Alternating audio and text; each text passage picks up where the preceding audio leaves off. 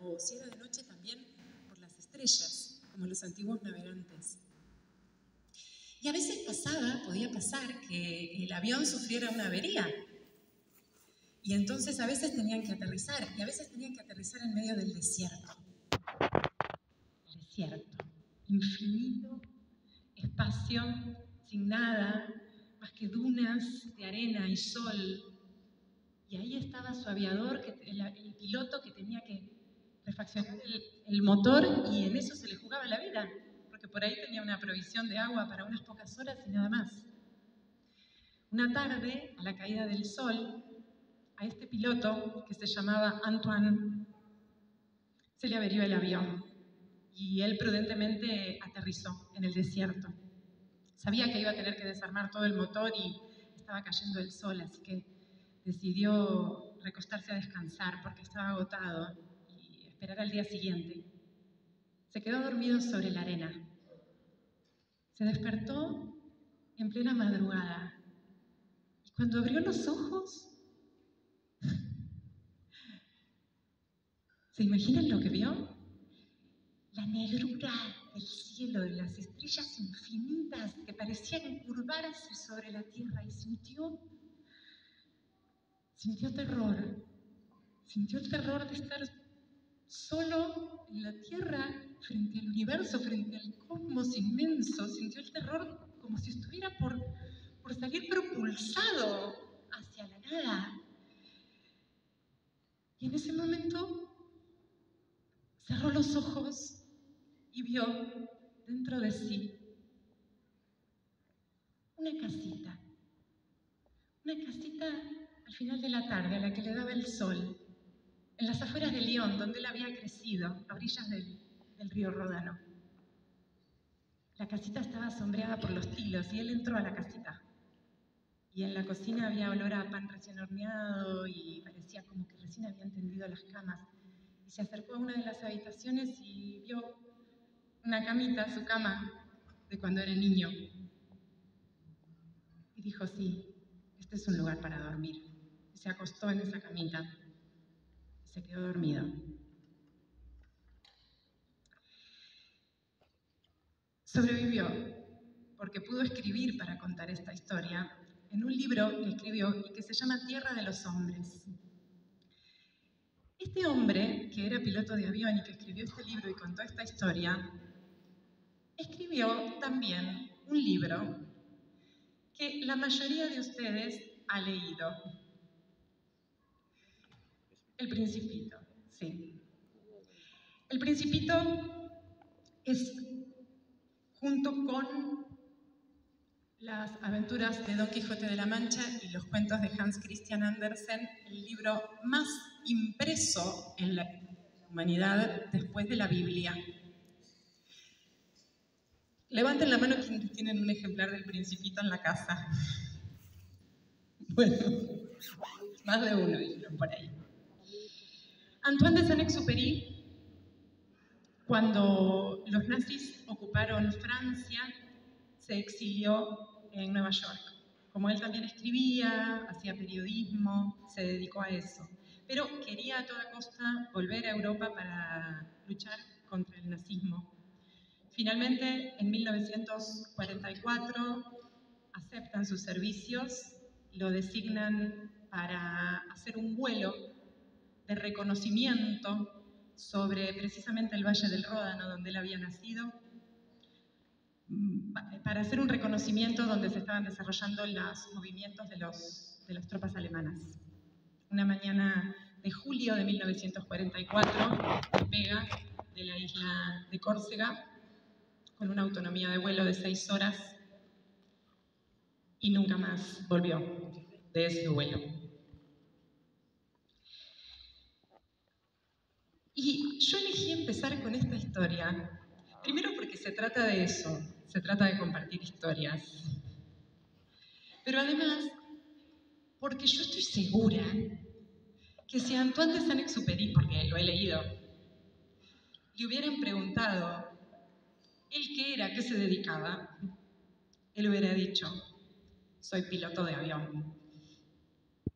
Y sin embargo es el escritor de uno de los libros más famosos de la historia de la humanidad. Y a mí me parece importante esto, sobre todo para quienes entre ustedes vayan a ser docentes, sobre todo para quienes vayan a acercar libros y literatura y lecturas a los niños, a las niñas, a los jóvenes, a los adultos también, que la literatura no es una cuestión de especialistas, de frikis que les gusta leer, o de una cosa de la cultura que algunos necesitan. La literatura es una necesidad de todas las personas. Nutre nuestro imaginario, expande los horizontes de nuestra subjetividad y muchas veces puede salvarnos la vida. Puede nutrir nuestro mundo interior para darnos los refugios que necesitamos para cualquier tipo de adversidad, tanto una como la que me tocó atravesar a mí, como también aquella noche en la que quién sabe lo que hubiera pasado si Antoine de Saint-Exupéry no hubiera tenido en su interior una casita que pudo alojarlo frente a la inmensidad. Entonces, la literatura, como la salud, como el pan, como la justicia, es que debe ser socializado y compartido con todas las personas. La capacidad de imaginar, la capacidad de entrar en contacto con mundos posibles y formas de vida alternativas a la propia, es algo que debemos socializar y compartir. Me traje... De hecho, el filósofo Walter Benjamin, que también escribió muy cerca de la Segunda Guerra Mundial, él dice que es a través de la narración de historias como podemos convertir una mera vivencia, algo que vivimos y nos pasa, en una experiencia, en una parte de nuestra vida que podemos nombrar y a la que le podemos dar sentido en el curso de nuestras vidas, que es precisamente en el tipo de delito, por ejemplo, del que yo fui víctima, cuando sé por qué yo no podía, voy empezando de a poquito en el recorrido a responder la pregunta con la que arrancamos, ¿no? ¿Cuáles son los mecanismos por los cuales una porción entera, en este caso de mi vida, como les puede pasar a ustedes o a tantas personas, es extraída de la experiencia y del relato, ¿no? Queda como encapsulada, no la puedo convertir en una experiencia que, aunque haya sido dolorosa, le doy sentido a lo largo de mi vida. Y gracias a las narraciones, a la lectura, a la escritura, a los relatos, es posible incorporar, digamos, que nuestras vivencias devengan experiencia y cobren sentido en nuestras vidas y también en la trama que formamos con los demás, porque no somos individuos aislados y porque los relatos no son nunca puramente individuales. Necesitamos compartirlos para que la trama de experiencia común le dé también sentido y valor a nuestras vidas. Otra de las razones por las que elegí empezar compartiendo la historia de Antoine de Saint-Exupéry. ¿Les gustó la historia? Sí. Es linda, ¿o no? Es porque El Principito, publicado en 1943, él todavía estaba en Nueva York, se publica en inglés y en francés, fue un libro prohibido por la dictadura militar, cívico-militar, aquí en nuestro país, así como en otros lugares del mundo también. ¿Sabían esto? Yo cuando me enteré que El Principito había sido un libro prohibido, quedé muy sorprendida, hace muchos años. Pero quedé muy sorprendida, porque ustedes lo leyeron. ¿Alguien se acuerda algún episodio del Principito? ¿Algo que les haya gustado? El Principito es un libro muy extraño, difícil de clasificar, porque no fue escrito para niños y si ustedes lo leen van a ver que no es un libro, parece como una fábula, pero no es tan fácil decir de qué se trata o organizar de acuerdo a criterios morales. ¿Nadie se acuerda de ningún pasaje? El tiempo que pasaste con tu rosa es lo que la hizo tan importante. ¿Escucharon? El tiempo que pasaste con tu rosa es lo que la hizo tan importante. Esa rosa malhumorada, ¿se acuerdan de esa rosa? Y que a él lo trata mal, y él en un momento... Miren, la parte que a mí más me conmueve del Principito es cuando él está caminando por la tierra y se encuentra con un campo de rosas. Y se pone a llorar desconsoladamente porque dice, ella que se sentía tan especial, tan única.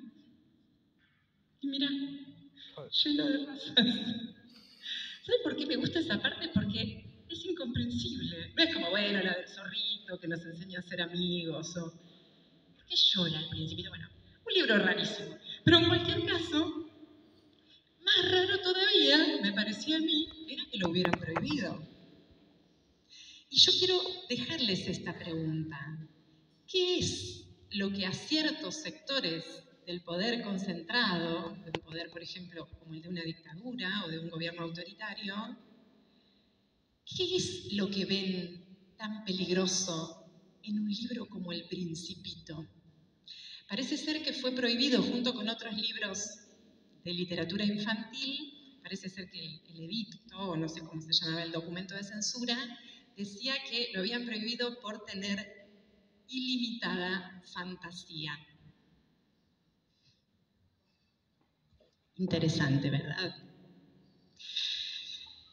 Bien, antes de avanzar por esta cuestión de la censura, que es un poco el tema que nos convoca, porque como les comentaba, este libro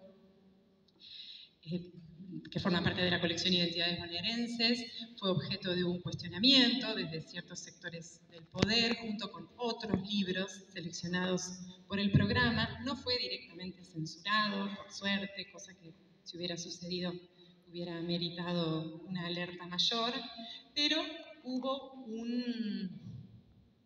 un gesto que puede operar como censura, porque si desde ciertos sectores del poder se cuestiona una lectura, es muy difícil que después en las escuelas, los bibliotecarios, las bibliotecarias, las profes se animen por ahí a compartirlo, a leerlo.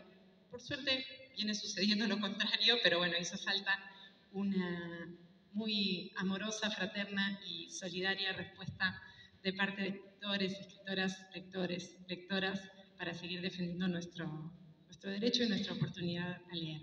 Pero bueno, como un poco este episodio de pseudo cuasi censura nos convocó a leer, quiero decir una palabrita sobre qué es la censura. Porque además vieron que aparece como si fuese una innovación la censura, ¿no? Cuando la censura es la estrategia más antigua que ha tenido los sectores concentrados del poder. Por ejemplo, en el año 213 a.C., el emperador Shi Huangdi era un gobernante terriblemente autoritario y cruel, y claro, la gente recordaba otras épocas de bonanza, de libertad. Entonces este emperador manda a destruir todos los textos escritos que se refirieran a historia, poesía, literatura. Lo único que podía quedar era lo técnico. Por ahí algún tratado de agricultura, matemática, ¿no? La técnica sí, lo útil. Pero la literatura, la historia, todo eso lo mandó a destruir. Bueno, por suerte, cuando él murió, la gente del pueblo había guardado en su memoria los textos y los pudieron reconstruir. Esta historia nos trae de paso esta relación entre la palabra oral, la escritura y la memoria, y cómo un pueblo puede defender sus propias historias. Pero fíjense de lo que estamos hablando, ¿no? Hace mucho. Otro ejemplo que me parece interesante traerles de censura es el siguiente. ¿Han oído hablar del Inca Garcilaso de la Vega?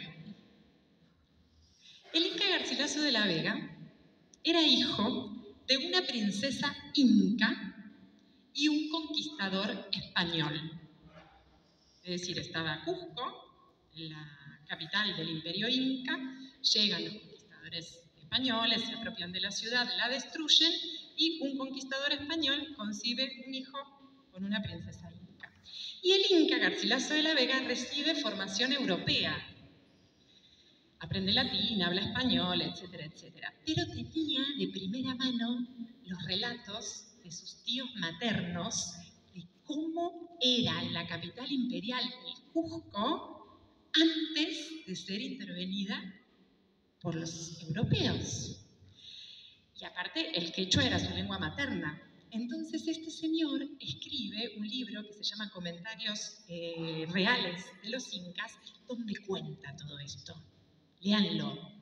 Y escribe aparte las reglas gramaticales de la lengua quechua, que en ese momento se escribían, no sé, las del latín, se habían empezado a escribir las del español, las del francés, acá ya un poquito, pero poner al quechua a la altura del latín, a la altura de las lenguas europeas, escribir un libro sobre eso, es muy impresionante todo lo que cuenta sobre el Cusco.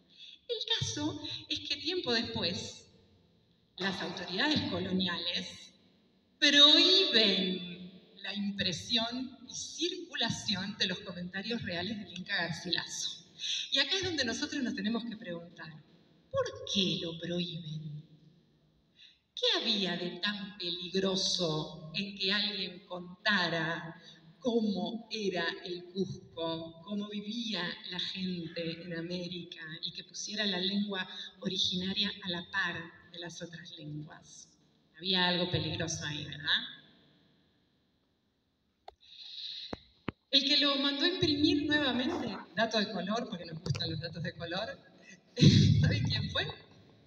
José de San Martín, en 1816, que parece que tenía un plan. Porque había que decir, quiero que vuelvan a imprimir los comentarios reales del Inca Garcilaso de la Vega. Quiero que la gente lea cómo era esta tierra, esta cultura, qué lengua se hablaba y se habla, por supuesto, hasta el día de hoy. Fíjense, casos de censura. Digo, porque parece como que fuese una innovación la censura. Bueno, pues no lo es. Lo importante en los gestos de censura es entender cómo funciona, ¿no?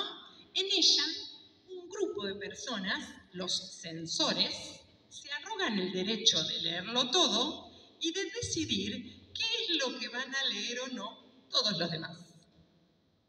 Por supuesto que lo hacen siempre con criterios morales, ¿no? Siempre es por el bien, por la moral, y siempre, por supuesto, no siempre, pero por lo general están en el medio los niños y las niñas, ¿no? Porque ¿cómo les vamos a leer esto a los niños y las niñas? Con criterios morales. Siempre van a hablar, se van a arrogar los censores estar del lado del bien, ¿verdad? Pero quizás ustedes estén pensando, porque yo lo he pensado, y bueno, pero tampoco es que a los nenes, a las nenas, a los adolescentes, a las adolescentas les vamos a dar a leer cualquier cosa. Tampoco es que van a leerlo todo, ¿o sí? ¿Qué piensan? Por supuesto que los criterios de cuidado que le debemos a la infancia y a la adolescencia nos exigen, como adultos y adultas responsables, hacer una selección y muchas veces una adaptación de lo que vamos a ofrecer a nuestras infancias, ya sea en instituciones educativas o dentro de la familia.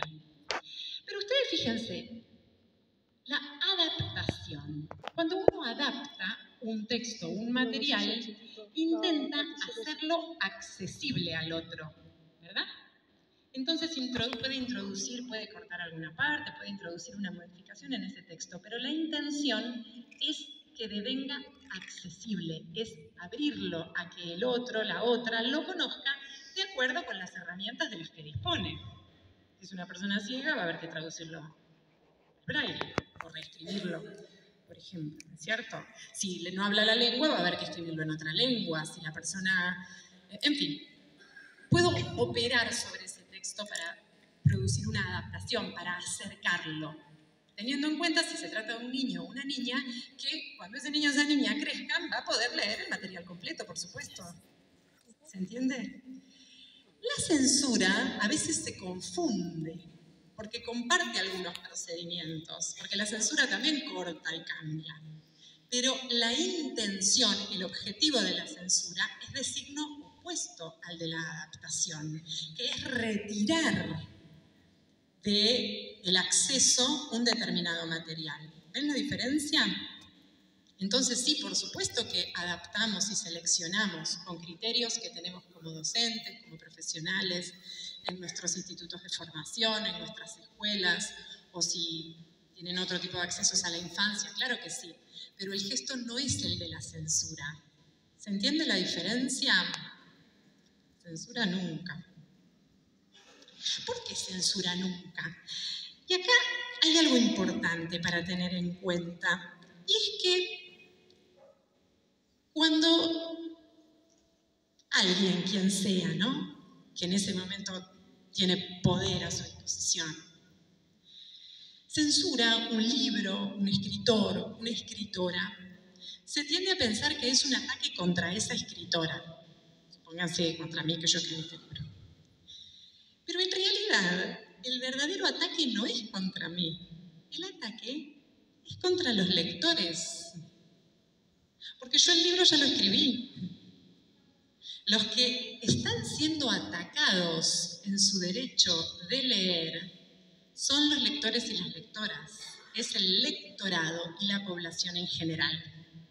Cuando hay un hecho de censura, ¿vieron lo que pasa en la opinión pública, no? Se tiende a concentrar toda la atención sobre ese escritor. Uy, pobre, o no, bueno, no sé, qué me importa, pero se tiende a poner el problema como si fuese un ataque hacia ese escritor o hacia ese libro. Y es al revés. Los lectores y las lectoras tendrían que salir a decir, un momentito, yo quiero juzgar lo que voy a leer o no leer, o lo que voy a decidir para que lean o no mis estudiantes. Por otra parte, también cuando desde ciertos sectores del poder se pretende desestimar, no me sale la palabra, desalentar una lectura, se está pasando por alto la incumbencia profesional de aquellas personas que han dedicado su vida a reflexionar sobre lo que es pertinente o no es pertinente leer en una escuela. Profesores, profesoras, investigadores de literatura, pedagogos, comunidades escolares enteras, bibliotecarios, bibliotecarias, que han dado parte de su vida a reflexionar sobre la literatura, sobre lo que necesita un grupo de niños y niñas para construir herramientas para enfrentar el mundo. Y viene alguien y dice, no, esto no, porque tiene una parte que a mí me parece que, bueno, se pasa por alto el trabajo de mucha gente. Y eso es también lo que, bueno, nos pone en alerta. Entonces, bueno, ¿por qué la lectura es tan perseguida siempre a lo largo de la historia? Porque la lectura es muy difícil de controlar. Me voy a pasar a explicar. Cuando uno lee, no descifra un texto, un sentido que el autor puso ahí adentro del texto.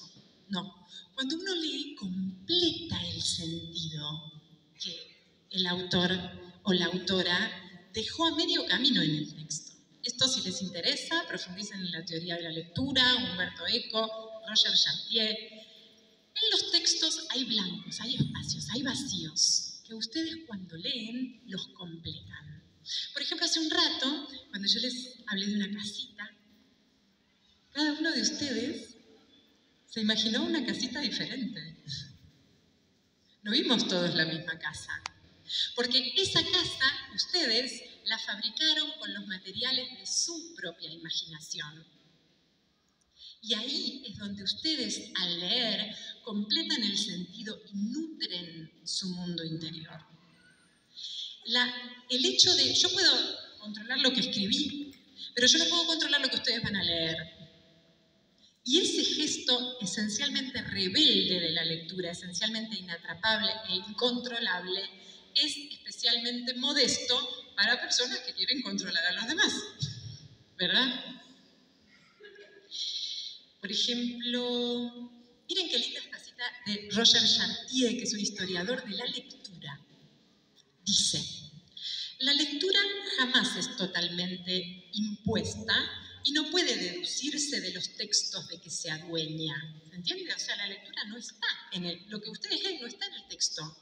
El texto es un punto de partida para que ustedes construyan un sentido, que va a articularse con sus ideas, con sus creencias, con sus sueños, con sus emociones, y va a nutrir su mundo interior. Y dice esto que me encanta: los lectores son viajeros, circulan por las tierras del prójimo, son nómadas a través de campos que ellos no han escrito, ¿no? Dice que los escritores como que se afincan en un lugar, pero los lectores viajan por los mundos de los otros.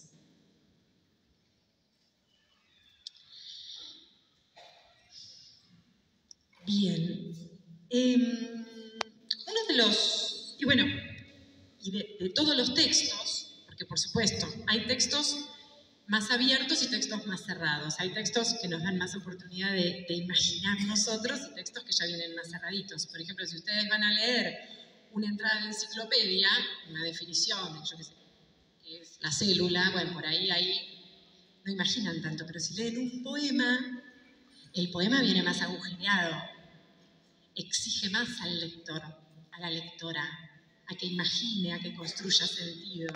Y por eso la poesía molesta más que un texto científico.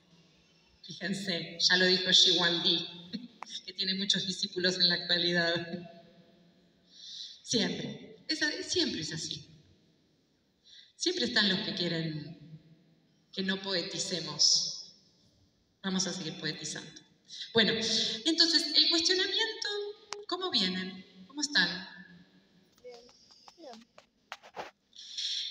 El cuestionamiento hacia mi libro, entonces, junto con otros 3 libros en particular, incluidos en el programa Identidades Bonaerenses, uno fue el libro Las aventuras de la China Iron, de Gabriela Cabezón Cámara.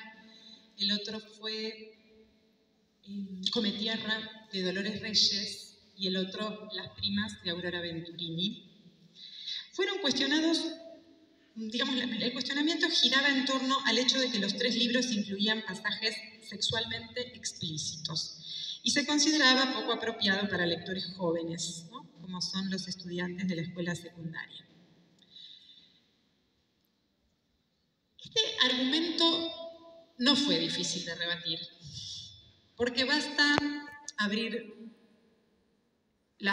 recorrer las páginas de nuestra literatura canónica nacional, como por ejemplo El Matadero de Esteban Echeverría, o leer cualquier novela de Gabriel García Márquez, leer literatura canónica, leer a Sartre,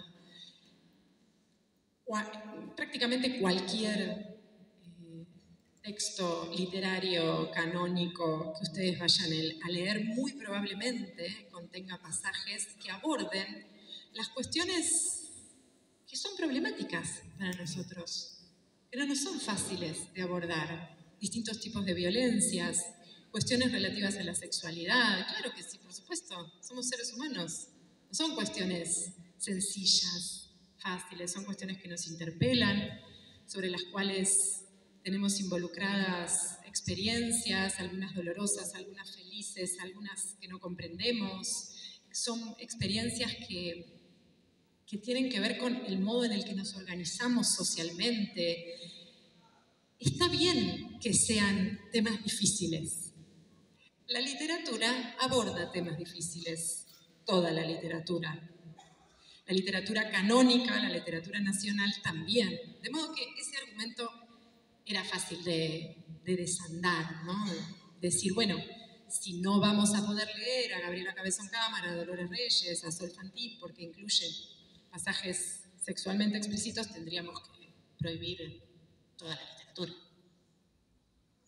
Hubo quien dijo, y bueno, ¿verdad? Y bueno, el que quiera leer literatura, que la lea en la casa. A la escuela se viene a estudiar matemáticas, como Xi Guangdi.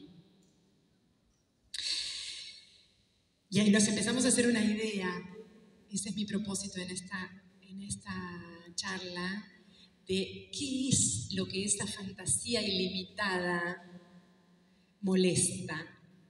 No estoy yo respondiendo la pregunta, estoy haciendo la pregunta para que ustedes se la queden y lo piensen. Porque si lo realmente molesto fuera el pasaje sexualmente explícito, ¿por qué se prohibiría El Principito? ¿Por qué se prohibirían un libro que describe la gramática del quechua, que les aseguro que no tiene nada de sexualmente explícito? Es otra cosa lo que molesta. Por ejemplo, Las aventuras de la China Iron, de Gabriela Cabezón Cámara, es una...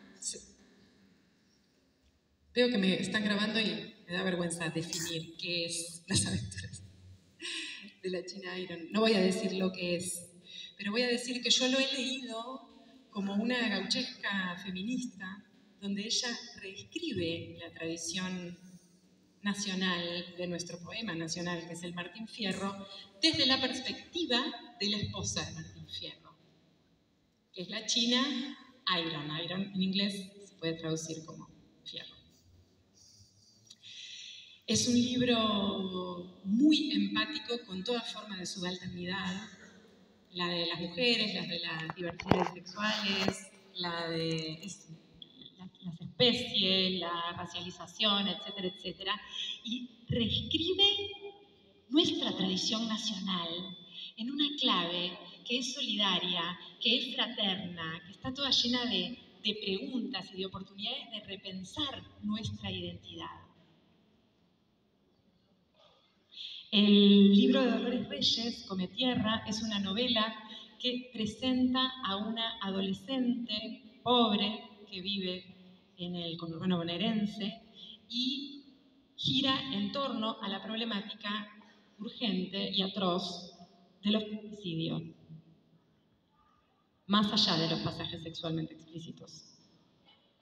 Mi libro es el relato de una sobreviviente de abuso sexual que cuenta lo que le pasó a una casi niña primero y adolescente después, que iba a la escuela todos los días, sí, y que transitó por las instituciones educativas sin encontrar en los adultos la protección que hubiera necesitado y la protección que en realidad nuestro país debe ofrecer como parte de sus compromisos internacionales con los derechos de los niños y las niñas. Estos libros fueron los que molestaron. Bueno, por otra parte, abordar cuestiones difíciles con los jóvenes, con los adolescentes, las adolescentes, es necesario y es urgente, precisamente estoy pensando dentro de las instituciones educativas, porque tenemos la responsabilidad de ofrecer herramientas para enfrentar la dureza de la realidad. Y la literatura ofrece una oportunidad invaluable de reflexionar y aportar herramientas para poder afrontar la dureza de la realidad en el espacio cuidado de la escuela y en el registro cuidado de lo literario. Porque dentro de lo literario podemos formular hipótesis, imaginar qué hubiera pasado si, y tomar una distancia respecto de algunas cuestiones que cuando vienen de la mano de la realidad, por ahí es muy difícil abordar. Entonces, la literatura es un espacio, y el arte en general, no solo la literatura, es un espacio privilegiado para trabajar junto con los niños y las niñas, de acuerdo, por supuesto, a su momento de desarrollo y las herramientas subjetivas que tengan para afrontar ciertas temáticas, de acuerdo a la edad, por supuesto, ¿verdad? Pero sí que la literatura y el arte son el espacio necesario para abordar gradualmente esas durezas de la realidad. Por lo tanto, trabajar las temáticas sobre las cuales incluso a veces como adultos nosotras no sabemos muy bien qué decir. Trabajarlas a través de la literatura y el arte es un gesto protector. Entonces, decíamos que en la escuela adaptamos, seleccionamos, llevamos textos a los niños, a las niñas, a los adolescentes, a las adolescentes. Y no se trata tanto de qué dicen, de qué se tratan esos cuentos, de qué se tratan esas novelas, qué temáticas presentan, sino también de cómo los leemos. Porque si vamos a leer los textos como si nos presentaran modelos a seguir, estamos leyendo la literatura como si leyéramos un texto religioso. Y la literatura precisamente es otro tipo de texto que necesita ser leído de otra manera. ¿Se entiende lo que estoy planteando? Hace un rato conversaba con algunas de ustedes y les comentaba esta cuestión de cuando presentamos a los niños, a las niñas, el modelo de las princesas. Entonces decimos, pero estas princesas de los cuentos de los hermanos Grimm, que son tan sumisas y que todo el tiempo lo único que quieren, pareciera que lo único que quieren hacer es casarse, y nos enojamos contra ese estereotipo, ¿no? Y entonces presentamos otro modelo de una joven que no quiere saber nada con los hombres y que lo único que quiere es vivir aventuras y que es justiciera y libre. Y de nuevo les estamos imponiendo un modelo. Entonces de lo que se trata es, me parece a mí, de dejar de pensar a la literatura como un texto que ofrece un modelo a seguir y pensarla como un viaje que vamos a atravesar y frente al cual podemos dialogar y tomar posiciones diferentes. Podemos identificarnos con un personaje o no, podemos cuestionarlo, podemos hacernos preguntas en relación a eso que estamos leyendo. Entonces, no hay problema, podemos leer los textos de princesas y podemos leer los textos de las jóvenes libres que no quieren ser princesas. Podemos leer los dos, porque lo vamos a hacer con esa distancia que nos permite el arte, para poder elaborar criterios propios. Entonces, hay una diferencia entre, les voy a proponer pensar una diferencia entre la moral y la ética, que yo aprendí de una profesora mía del profesorado de nivel primario en el que estudié. La moral como un código de conducta, ¿no? En la moral, yo digo, bueno, ¿qué está bien y qué está mal? Todos tenemos una moral. Hay cosas que nos parece bien, cosas que nos parece mal. Y las enseñamos a los niños. Le decimos, se dice gracias, ¿no es cierto? Se pide por favor, ¿no? Bueno, y está muy bien, enseñamos nuestra moral. Pero una cosa es la moral y otra cosa es la ética, que es una disciplina filosófica en la cual construimos herramientas para reflexionar sobre nuestros comportamientos y para pensar nuestros comportamientos y nuestros valores. Y para pensar también y tratar de entender los comportamientos de los demás, los valores de los demás. Para pensar qué consecuencias pueden tener nuestros actos y nuestros valores. Y pensar si realmente son los que queremos sostener o quizá podríamos tener otros.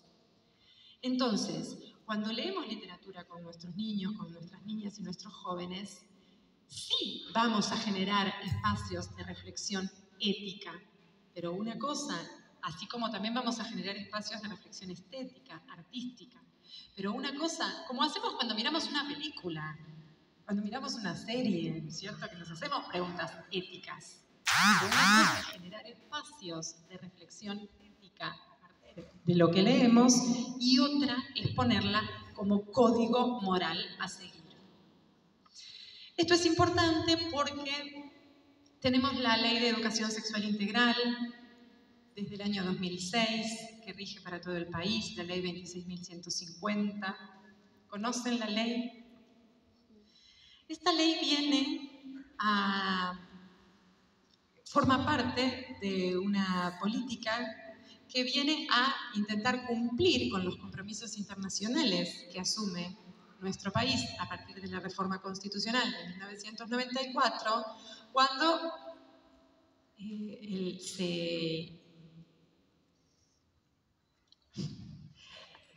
me río porque empiezo a hablar de ciertas cosas y se me hacen blancos.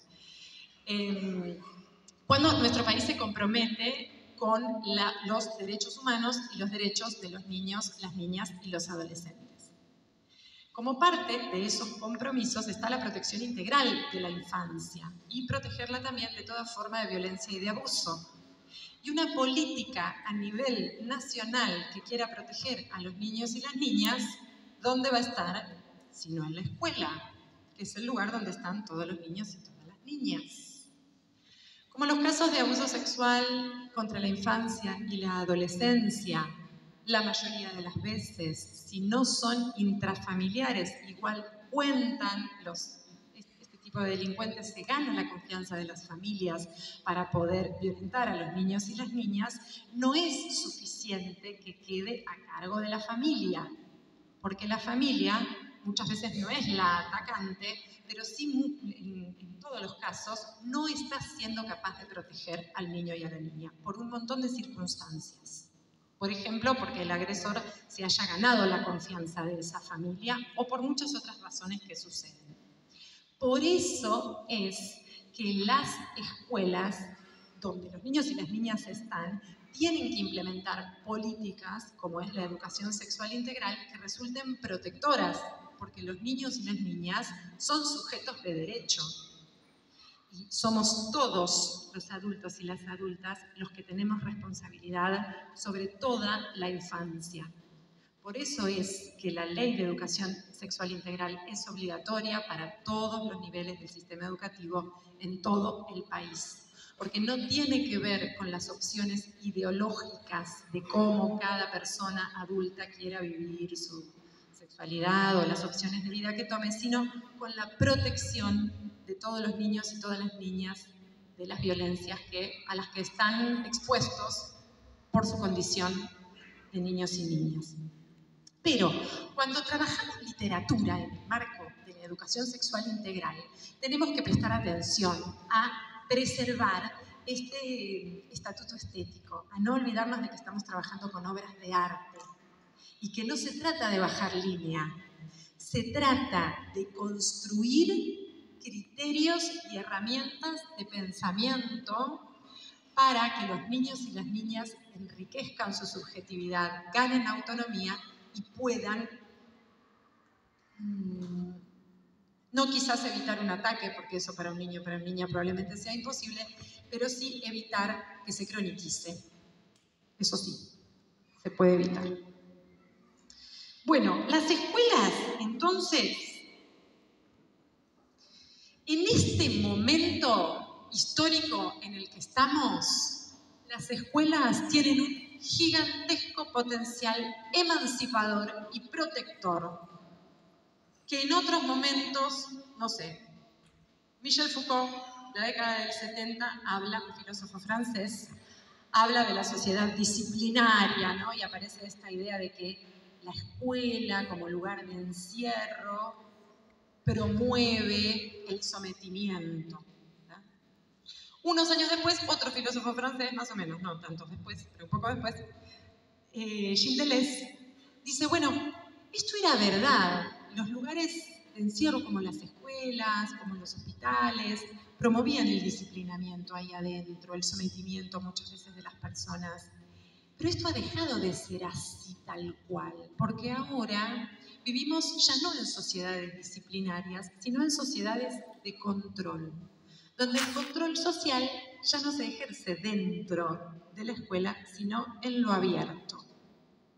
Y ustedes, todos ustedes tienen ahí sus teléfonos, su participación, yo también la tengo, en las redes sociales, y nuestra circulación social está controlada a través de dispositivos de un gran control, sobre todo un control que se ejerce sobre nuestro imaginario, sobre la potencialidad que tenemos de generar deseos, imágenes, de soñar formas de vida, de pensar cómo queremos vincularnos con las personas que tenemos alrededor.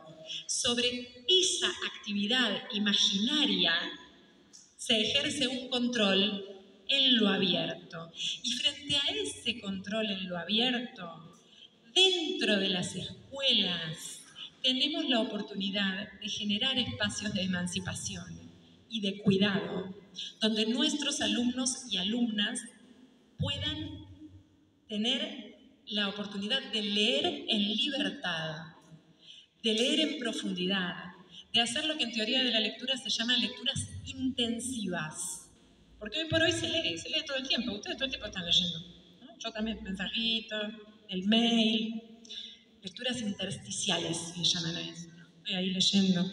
O lecturas extensivas, leo un poquito de cada cosa, ¿no? Uy, vi en un reel de Instagram tal cosa, leí un titular de un diario, todas informaciones fragmentarias que nos llegan sin que nosotros las busquemos, por una especie de algoritmo que vaya a saber quién maneja. Bueno, lecturas intensivas, sentarme o pararme o acostarme, da igual, a leer un libro completo, un texto completo que yo elegí o que mi profesora eligió para mí, y yo voy a confiar en mi profesora y lo voy a leer para ver si me gusta o no, porque no tiene por qué gustarme, pero lo voy a leer, y si no me gusta le voy a decir: ¿sabe qué, profesora? No me gustó este libro.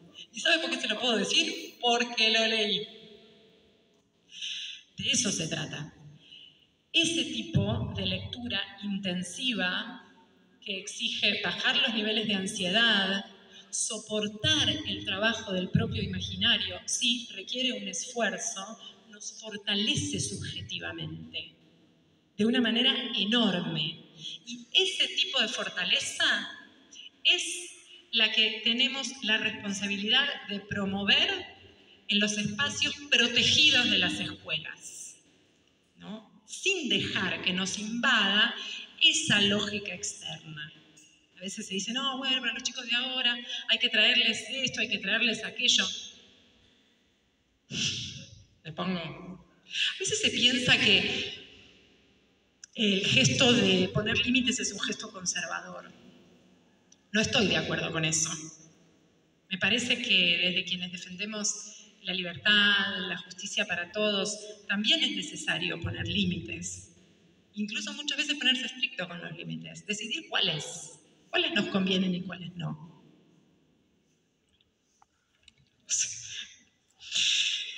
Bien, Antoine de Saint-Exupéry luchó contra el nazismo. El nazismo, el Holocausto, la Segunda Guerra Mundial supuso un quiebre en la historia de la humanidad, porque fue la primera vez, estamos hablando de los años 40 del siglo XX, fue la primera vez en la que quedó completamente visible que la técnica, que el desarrollo técnico de la tecnología, de la ciencia, por sí mismo, no iba a construir una humanidad fraterna y justa. Porque la tecnología, la ciencia, los avances científicos y tecnológicos podían ser puestos al servicio del exterminio masivo. Los nazis utilizaron para el exterminio masivo que llevaron a cabo sobre seres humanos los últimos avances tecnológicos y científicos. Esto puso a los filósofos a pensar que había que repreguntarse si se trataba de tener solamente más técnica, más ciencia, más recursos. La técnica es una producción social, y por muy eficaz que pueda ser una técnica, debe estar orientada por nuestras posiciones éticas. Porque tener más tecnología, más ciencia, más avances, no produce beneficios por sí mismo. Xiwandi. que solo quería los libros técnicos. Cuidado con los que hablan de eficacia solamente y de técnica, porque cuando yo digo que una cosa es eficaz, tengo que saber para qué. Y tengo que ver si eso que voy a conseguir con mi técnica es beneficioso para mí y es beneficioso para todos. Si está de acuerdo con mis intereses realmente, eso que la técnica va a traer.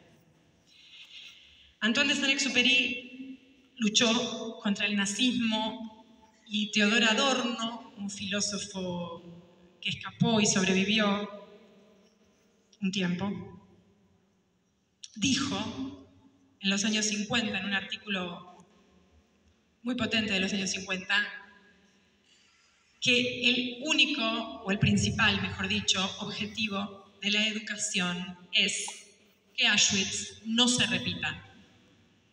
Nunca más. Para nadie. Así que cuando diseñen sus clases, cuando piensen sus prácticas y duden y no sepan, bueno, esto lo incluyo, no lo incluyo, esto lo hago, esto no lo hago, esto es importante, esto no. Recuerden, les pido, la frase de Adorno. El principal objetivo de cualquier educación es que Auschwitz no se repita, nunca más, para nadie. Y por eso enseñamos el pensamiento crítico. ¿Qué es el pensamiento crítico? Yo lo voy a definir así. Es considerar que las cosas que hicimos los seres humanos son de una manera, pero podrían ser de otra. Y esto quiere decir de otra mejor o de otra peor. Pero que nada de lo que hemos hecho los seres humanos es así por ninguna naturaleza ni entidad que esté por sobre nosotros.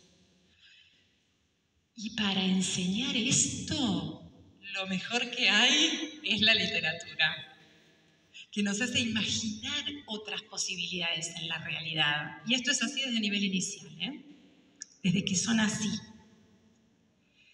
Los cuentos nos enseñan que el mundo puede ser de muchas maneras, no de una sola manera. Y que podamos tomar responsabilidad y decidir en qué mundo queremos vivir.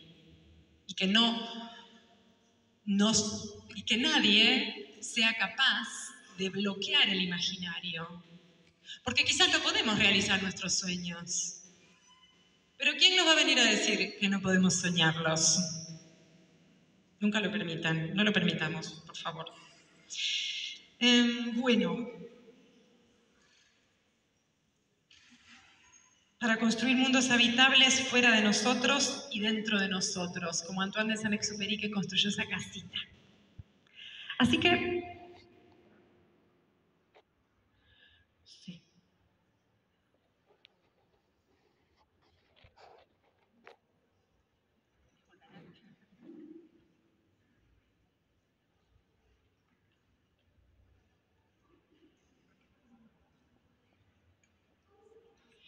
No, porque yo había pensado proponerles un ejercicio de escritura. Y estoy acá cuchicheando porque no soy... Ya estoy haciendo el lío, porque no soy de la casa. ¿Se animan? 2 minutitos. Yo les voy a pedir, ¿tienen ahí algo para anotar? Yo les voy a pedir que busquen, nos vamos a tomar 2 minutitos para esto. Que busquen en su memoria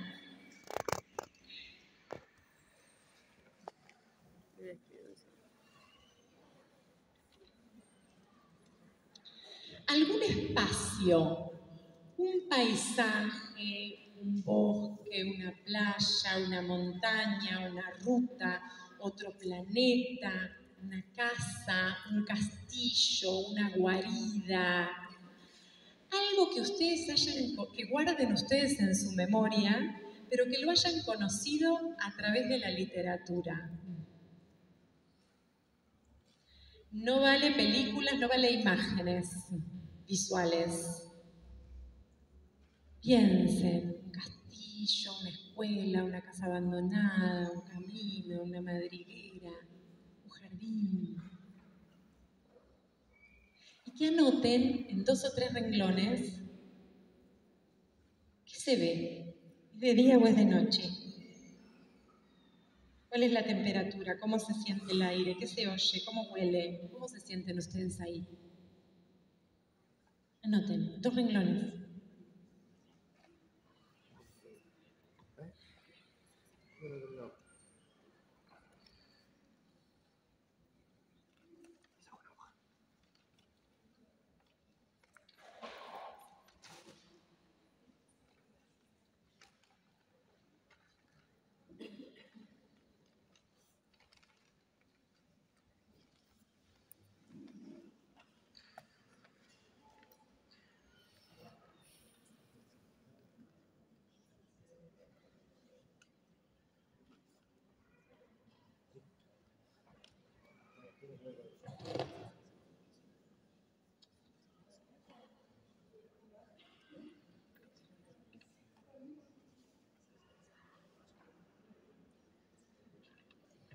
¿Ya lo tienen?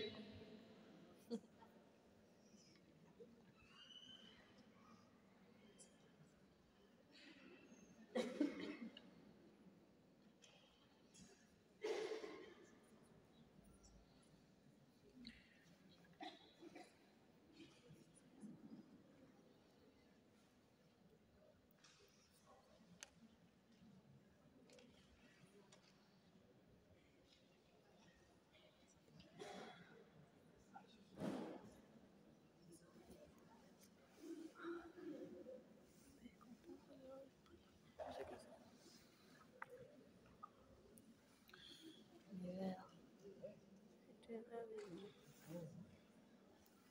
Levantate y anda. Levantate y anda.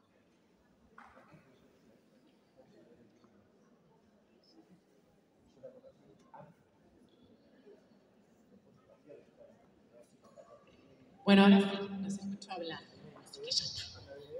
Bueno, ¿pudieron? Sí. ¿Quién se anima a compartir? ¿Quién tiene ganas? Vamos a compartir 2 o 3 nada más. Así que aprovechen. Allá.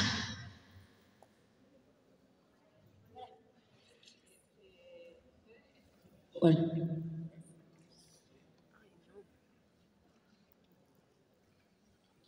Hola. Yo traje un capítulo muy corto que hay en la saga de los confines de Liliana Bodoc, que es el segundo libro, que es, no me acuerdo bien el nombre, pero habla sobre toda la figura de el que es el enemigo en la guerra de esa historia. Y me acuerdo esa parte porque me hizo llorar, porque se reúnen la muerte y Wilkie Lane, que es la figura de la niña en la historia, simboliza inocencia, y se reúnen y pasean en ese bosque.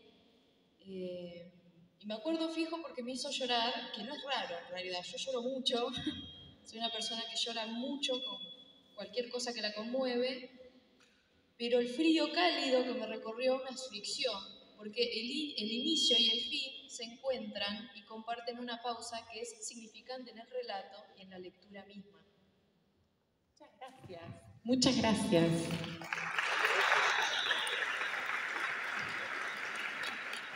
Un bosque. Un bosque. ¿Alguien más?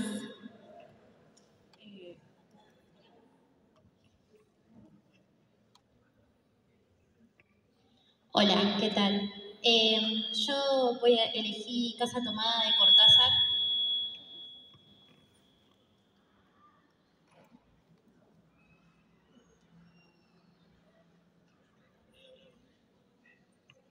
Ahí está. Elegí Casa Tomada de Cortázar y describí la casa como yo siempre me la imaginé. Para mí era una casa antigua con puertas altas de madera y vidrio esmerilado. Es de día, pero es invierno y el ambiente es frío. Y siempre que yo leía este libro, me hacía recordar mucho una casa de una tía abuela que tenía. Y siempre, pero siempre que lo leía, siempre me imaginaba el mismo momento del día en su cocina, o sea, era exactamente igual. Y la primera vez que lo leí el libro fue automático, me transportó a la casa de ella. Muchas gracias. Una casa. Un bosque y una casa. Uno más. ¿Quién se anima? Uno más. Dijiste evocar la literatura y se me vino a la mente Saer. Para mí decir paisajes, decir zonas, decir Saer. Me enamoré de él hace muchos años y cada vez que pienso, ¿no? En un paisaje pienso en él y bueno, se me vino a la mente Nadie nada nunca, ese delta del Paraná, ese terrorismo de Estado que se dice a través del silencio, ¿no? Y cómo la literatura ahí puede generar una denuncia de manera metafórica, digamos también, ¿no? Y evadir la censura. Entonces fue un libro que me partió la cabeza en 1000 pedazos, que siempre lo recomiendo, y me parece que allí está la literatura, ¿no? Para mostrar que las trincheras y las resistencias también están, y son batallas culturales desde nuestras mentes y desde nuestro interior. Muchas gracias. Bueno, el delta del Paraná, un bosque, una casa, un río, que están ahí porque nos lo trajo la literatura y son parte de nuestro mundo interior. Sigan buscando, ahora no vamos a seguir porque yo voy a comentar un poco sobre la escritura, pero después busquen en su memoria cuáles son los paisajes que los habitan, que las habitan, esos lugares donde ustedes pueden retirarse a descansar, como Antoine de Saint-Exupéry, cuando lo necesitan, a recuperar fuerzas interiores. Es un momento histórico en el que tenemos que defender el imaginario y esos mundos interiores donde podemos hacer refugio con nosotros mismos, pero no por aislarlos en la individualidad, porque es desde ahí donde podemos generar vínculos genuinos, de mi espacio interior al tuyo. Bueno, quiero compartir con ustedes, esta propuesta trataba de ser una propuesta de escritura, ¿no? Que ustedes por un momento agarraran la lapicera y dijeran, bueno, a ver, ¿qué pasa si escribo? Cuando yo escribí Si no fueras tan niña, obviamente no fue lo primero que escribí. Yo ya había escrito cuentos no tanto, había escrito ensayos, había escrito poemas, había escrito una novela, había escrito diarios, había escrito cartas, había escrito sin parar. Había escrito, había publicado, había compartido, había leído. Este libro es un libro que yo escribí como parte de un proceso que podemos llamar terapéutico, que podemos llamar de recuperación, que podemos llamar de resiliencia, que podemos llamar de poder, de apoderarme, de reapoderarme de mi propia vida. Pero pude hacerlo porque yo ya era habitante del mundo de la literatura. ¿Comprenden lo que quiero compartirles?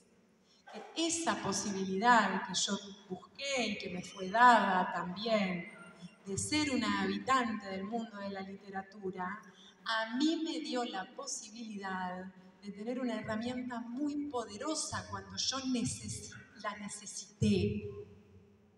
Y eso es lo que estamos dando cuando enseñamos literatura, cuando generamos espacios para habitar la literatura, por ejemplo, en nuestras escuelas o en las ferias de libros. Ir para allá y digo, claro, haciendo una feria de libros, editando libros, distribuyendo libros. La escritura como práctica cotidiana, en distintos formatos, en distintos géneros, en distintos soportes. Miren, esto lo escribí manuscrito, esto lo escribí en la computadora, esto lo escribí en una libreta, esto en una hoja en blanco. Escriban, pongo directiva. Escriban.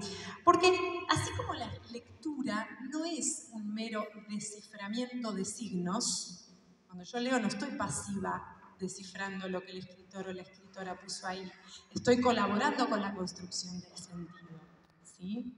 La escritura tampoco es un mero registro de lo que yo pienso. No es que yo ya tengo algo pensado y entonces voy y lo escribo. No, es a través de la escritura como yo me entero de lo que pienso. La escritura tiene como una de sus funciones, sí, el registro. Me anoto la lista de las compras para no olvidarme de todo lo que tengo que comprar. Anoto en la agenda algo, registro. Pero hay otra forma de la escritura cuya función es organizar el propio pensamiento. A veces cuando nos sentamos a escribir sentimos que, pero yo no tengo nada para decir, o pero no lo tengo claro, entonces no les voy a escribir. Ese es el momento de escribir, de luchar. Yo tenía un profesor en la Universidad de Buenos Aires, en la Facultad de Filosofía y Letras, queridísimo, Jorge Panesi, que decía que la escritura es una lucha contra la estupidez de uno mismo. Sí. Uno lucha contra su estupidez o contra su confusión al escribir. Y al resolver los desafíos que nos ofrece la resistencia, los desafíos de la escritura, vamos conociéndonos mejor, organizamos nuestras ideas y podemos sorprendernos de lo que nosotros mismos estamos escribiendo, como me pasó a mí cuando escribí este libro, como les comentaba recién a las chicas hace un rato. ¿Por qué me dirán ustedes? ¿Que lo inventaste? ¿No son tus memorias? No, sí son mis memorias. Cuando yo escribí este libro, agarré unas hojas como estas, sin renglones, y anoté mis recuerdos, un punteo de mis recuerdos. El proceso fue más largo, daría en otra oportunidad les puedo contar más detalle. Ahora me voy a centrar sobre esto, un aspecto del proceso.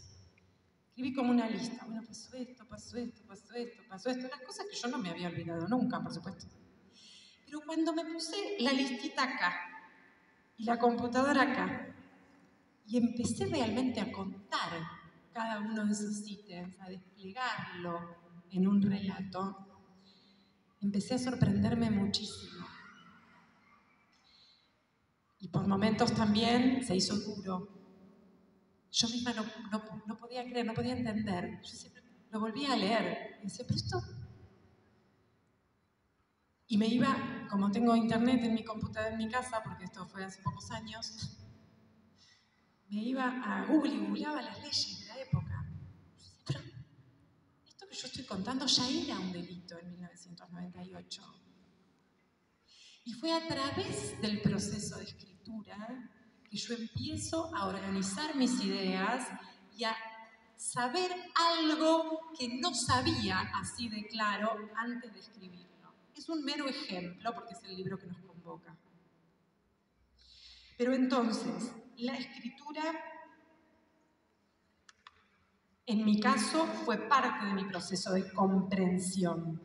Sobre todo porque cuando uno escribe, tiene que tomar posición en lo que se llama la enunciación. Parece un tecnicismo, pero para ver que es muy importante esto. ¿Qué es? ¿Desde qué punto de vista yo hablo y a quién me dirijo? Esto es algo que está siempre implícito cuando me pongo a escribir. Y esta pequeñita cuestión, que parece ser un mero detalle lingüístico, técnico, de la enunciación, quién le está hablando y a quién, dilucidar esto y encontrar esta voz de quién estaba hablando allí, fue una parte medular, estaba en el corazón de lo que yo había padecido y de lo que necesitaba develar. Precisamente eso. ¿Quién era yo en esa situación en la que un adulto me había puesto? Cuando yo llegué, esto parte de mi proceso terapéutico, me atendí con una terapeuta, Sandra Barilari. Ella me dijo, cuando vos llegaste a este consultorio, vos ya sabías quién había sido él. Se refería a mi agresor. Yo tenía 36 años. Lo que no sabías es quién había sido vos. Y por eso este libro tiene este título y tiene esta foto donde estoy yo a los 17 años con esa remera de Mickey y ese sombrero de Indiana Jones en un viaje de estudios donde yo ya era alta como soy ahora, pero tenía 17 años, Era una persona en formación en desarrollo, estaba sometida a mi agresor desde los 13 o 14 años. Me gustaba mi remera de Mickey todavía. Y esa era yo.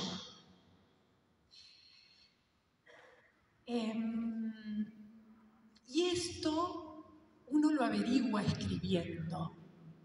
Recién les comentaba que cuando yo empecé a escribir esto, el hecho de escribir mis recuerdos empezó a hacérseme muy difícil, por razones lógicas. Volver a esas memorias con tanto detalle empezó a hacérseme muy pesado, muy difícil. Y me di cuenta que necesitaba, a medida que escribía, que apareciera mi presente, mi voz adulta. Entonces empecé a ver cómo en mi escritura yo contaba, bueno, yo estaba ahí, me pasó esto, me sentía así, y aparecía, bueno, pero yo era una niña y ahora que soy una adulta me doy cuenta que yo no tendría que haber estado en esa situación, que este señor, que tenía la edad que yo tenía cuando empecé a escribir este libro, fíjense, necesité llegar yo a tener la edad que tenía el agresor para entender quiénes éramos. Para mirar yo desde la perspectiva de una mujer adulta a un niño, a una niña de 14 años y decir, de verdad. Pero hasta que yo no tuve mis 35 años y alcancé la edad del agresor, todavía no podía comprender. Y entonces apareció en la escritura mi mujer adulta hablando y protegiendo a esa niña con sus palabras. Empezó a aparecer esa voz doble que quienes han leído el libro van a ver que finalmente decidí partirlo. Vieron que tiene muchas notas el libro, quienes lo han leído van a ver. Decidí dejar en el cuerpo del texto los recuerdos y pasar a las notas la voz que tiene más que ver con esta mujer adulta que yo soy ahora, que ya no soy una víctima y que puedo mirar a mi niña, mirar a mi adolescente y acompañarla. Dice Eve Ujar, una escritora argentina, que escribir es una manera de acompañarse. Entonces, fíjense este detalle de la enunciación. ¿Quién está hablando? Es algo que yo descubrí escribiendo y que tiene todo que ver con el proceso de recuperación, ¿lo ven? Fíjense el poder que tiene la escritura y cómo a veces nos detenemos ante la página en blanco, como se suele decir, o la pantalla en blanco, y decimos, no puedo, no sé, insistan, porque ese blanco esconde un tesoro que está dentro de ustedes, pero que ustedes no lo van a conocer hasta que no empiecen a escribir. El libro entonces intenta responder esta pregunta: ¿cómo puede ser que haya vivido 20 años sin haberle contado los episodios más graves del delito de que fui objeto, ni siquiera a mis amigas más íntimas? Desentrañar los mecanismos y las estrategias por las cuales se instala un tipo de relato en la víctima. Una manera de interpretar esas vivencias. ¿Se acuerdan que les hablaba hace un rato de la diferencia entre vivencia y experiencia? Ese relato, el relato con el que yo salí con vida de esa experiencia nefasta, todavía era el relato de mi agresor. Y yo no podía convertir mi propia vivencia en una experiencia propia, contada desde mi punto de vista. Pareciera que estoy hablando de literatura, ¿verdad? Fíjense cómo adiestrarnos en la literatura, aprender a interpretar puntos de vista, entender mediante qué procedimientos un poeta o un escritor genera un clima, nos hace sentir ciertas cosas. Fíjense si esto no es protector, más en el mundo que vivimos sobresaturado de mensajes. Entonces, había que cambiarle el punto de vista a mi relato para que se viera el revés de la trama. Y eso fue lo que a mí me demoró 20 años. Dar vuelta al punto de vista y mirar desde mis propios ojos, mi propia vida. Y por eso, cuando yo quise publicar este libro, Yo no quería hacer una denuncia penal, pero quería publicar el libro. Y consulté. Y me dijeron que yo en el libro, si bien yo utilizo seudónimos, digamos, yo estaba relatando delitos. Y por lo tanto, si alguna persona se sentía aludida, podía a mí denunciarme por calumnias. Y que entonces, lo que a mí me protegía era hacer una denuncia penal. Y yo ahí dije, bueno, a mí me preocupan los derechos humanos de las personas presas, por eso no quería hacer una denuncia penal. Pero comprendí que otra vez que si yo hablaba me ponía en riesgo. Y dije, eso no puede ser. Yo tengo que poder decir lo que me pasó. Tengo que poder decir lo que me pasó públicamente. No puede ser que mi palabra siga estando prohibida. Hice la denuncia penal. Por si les interesa, lo declararon prescripto el delito, porque transcurrieron más de 20 años desde que sucedió. Existen las herramientas jurídicas para no declararlo prescrito. Esto fue una decisión de los jueces. Cada uno su conciencia. Bueno, entonces, para ir cerrando, les recomiendo muchísimo la escritura reposada para ustedes mismos, para ustedes mismas. Escriban diarios, escriban cartas, lean y escriban.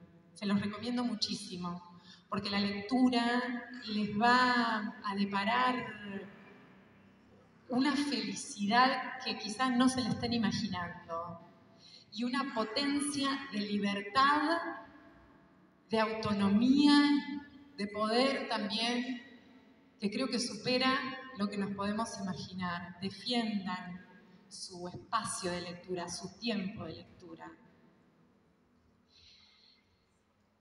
Para cerrar, les voy a leer dos cosas.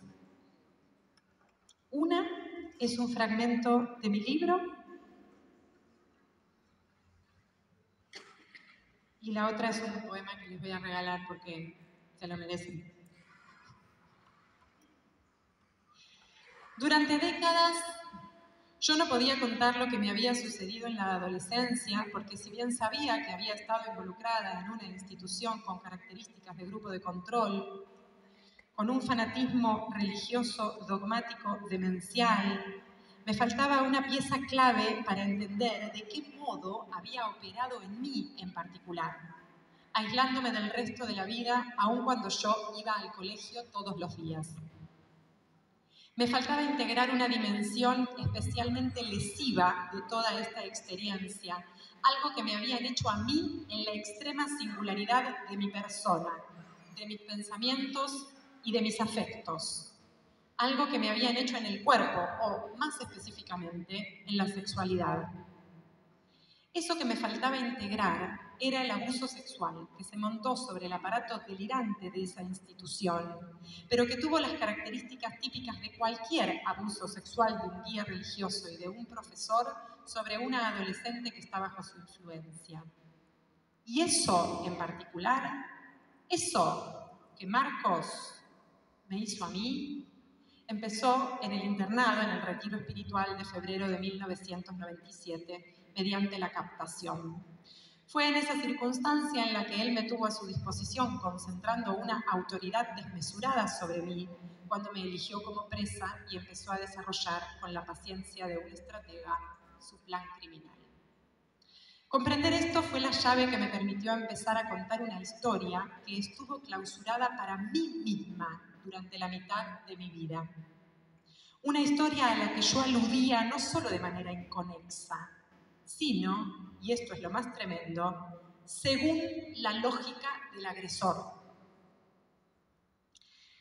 Esa lógica es la que me responsabiliza a mí por lo padecido.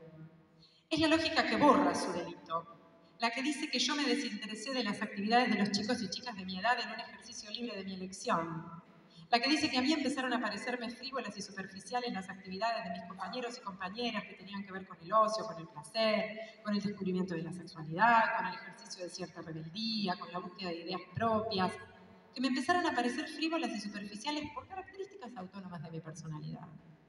Que yo empecé a aislarme simplemente porque prefería otra cosa, porque consentía libremente otra cosa, y todo esto es falso. Yo no podía relatar mi adolescencia porque en ese relato, bajo la sintaxis opresiva del delincuente, era precisamente yo la que estaba borrada, anulada, suspendida. Era un relato sin sujeto, el relato de una marioneta. En realidad, hablar para contar lo que había vivido era hablar contra mí, traicionarme. No encontraba las palabras porque creía que los demás no iban a comprenderme, y en este punto comprenderme viene de la mano de creerme. ¿Quién creería que una queda fascinada y se siente atada a alguien que la atormenta? Si hablaba, creía que iba a lastimar irremediablemente a mis padres. Creía que iba a quedar en ridículo. Sentía vergüenza, rechazo, miedo, sensación de pérdida y vacío, un agujero negro al que no quería por nada del mundo volver. Ahora que sé que estas pseudoideas y emociones que rumia la víctima durante años, durante décadas, y que le impiden contar lo que le sucedió, son precisamente las garras con las que esta clase de delincuentes se asegura la clandestinidad y la consecuente impunidad. Son las pseudoideas con las que nos fueron carcomiendo la subjetividad para que estuviéramos a su disposición. Una prueba contundente de esto es que tantas personas que pasamos por experiencias similares sentimos las mismas cosas. Una absoluta singularidad e incomunicabilidad en torno a lo que nos pasó, anclada en el miedo a hacer daño a otro y a exponernos a peligros mayores si hablamos, y la vergüenza y la culpa de asumirnos responsables. Ahora sé todo esto, y sin embargo, sentarme a escribir me cuesta días, a veces semanas, de dar vueltas y ponerme excusas, de volver a negar, de sentir que el peso es demasiado grande, de decirme que ya está, que para qué, que quiero liberarme de una vez por todas y no volver ahí nunca más. Entre mis papeles viejos encontré un autorretrato a lápiz que me hice en el reverso de un mapa de los que completábamos en el colegio. Le puse fecha, 2 días antes de cumplir 16 años. El detalle de haber escrito la fecha me conmueve en particular. Puse ese autorretrato en mi mesa de trabajo. Esa mirada que yo me tracé en lápiz me revuelve el corazón. Es por ella que hago el esfuerzo de sentarme acá a recomponer un lenguaje intervenido por la lógica perversa de cualquier agresor, a recomponerlo desde la evidencia vital de existir hoy, desde el escándalo de haber salido con esta potencia, de esa maquinaria de muerte que operó desde la infamia. Estoy convencida de que reponer la trama, devolverle su relato a la niña fantasma que intentaba sustraer el cuerpo para sobrevivir, reintroduce una potencia nueva en lo incierto de mis tejidos. Estoy convencida de que esto que estoy haciendo, de varias maneras distintas, vuelve a salvarme la vida.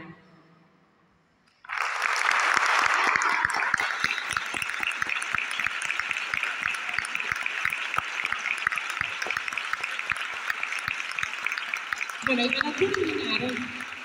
para terminar, no quería que esa fuera la última palabra, así que les voy a leer un poema que muchos de ustedes conocen seguramente, porque hicieron una canción con este poema, de José Agustín Goytisolo, un poeta catalán que era niño durante la Guerra de España. Su madre muere en la guerra, se llamaba Julia, y él le pone de nombre a su hija Julia, y escribe este poema que se titula Palabras para Julia. Tú no puedes volver atrás porque la vida ya te empuja como un aullido interminable. Hija mía, es mejor vivir con la alegría de los hombres que llorar ante el muro ciego.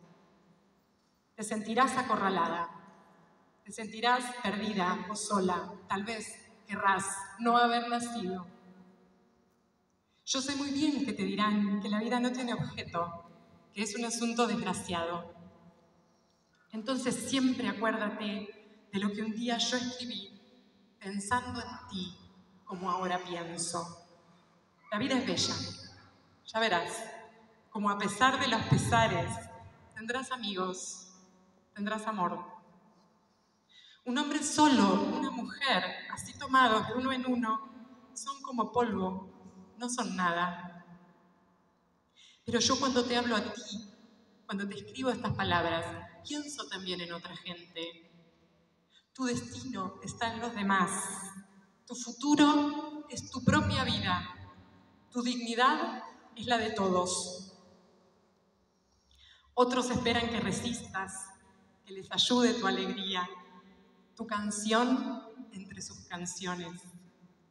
Entonces siempre acuérdate de lo que un día yo escribí, pensando en ti como ahora pienso. Nunca te entregues ni te apartes junto al camino. Nunca digas, no puedo más y aquí me quedo. La vida es bella. Tú verás, como a pesar de los pesares, tendrás amor, tendrás amigos. Por lo demás no hay elección y este mundo tal como es será todo tu patrimonio. Perdóname, no sé decirte nada más, pero tú comprende que yo aún estoy en el camino. Y siempre acuérdate de lo que un día yo escribí, pensando en ti, como ahora pienso. Muchas gracias por escuchar.